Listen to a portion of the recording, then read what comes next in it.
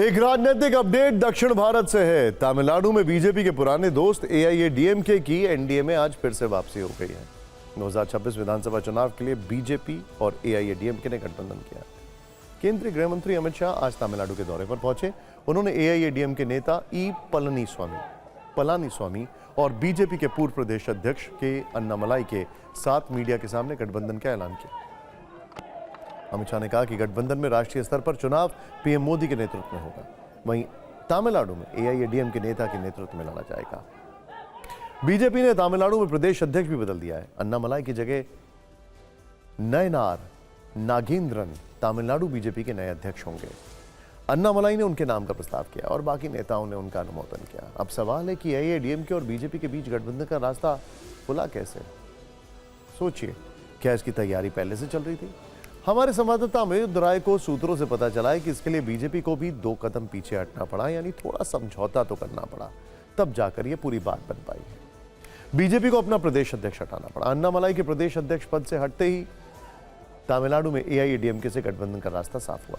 अब सवाल है कि अन्नामलाई को क्यों हटना पड़ा या क्यों हटाना पड़ा? इसके पीछे भी कुछ वजह है। अन्नामलाई ने एआईएडीएमके के लिए आदर्श माने जाने वाले सीएन अन्नादुराई और जयललिता के खिलाफ बयान दिया था। 2023 में एनडीए से एआईएडीएमके के अलग होने की एक बड़ी वजह थी। दूसरी वजह यह थी कि पलानीस्वामी और अन्नामलाई दोनों एक ही समुदाय से आते हैं, यानी दोनों का वोट बैंक एक है। सूत्र बता रहे हैं कि दोनों के बीच अहम का टकराव था। अन्नामलाई को लगता था कि वो अकेले अपनी सियासी जमीन तैयार कर लेंगे, लेकिन जब 2024 के लोकसभा चुनाव में स्कोर 0 रहा तो दोनों दलों ने सोचा कि हाथ मिलाना ही सही रहेगा। अब सूत्र बता रहे हैं कि गठबंधन के लिए व्यक्तिगत तौर पर अमित शाह 6 महीने से लगे हुए थे। पिछले लोकसभा चुनाव में दोनों दलों को जोड़कर 33% वोट मिले थे। ऐसे में माना जा रहा है कि बीजेपी के इस दांव से गठबंधन को 2026 के विधानसभा चुनाव में फायदा तो जरूर मिलेगा।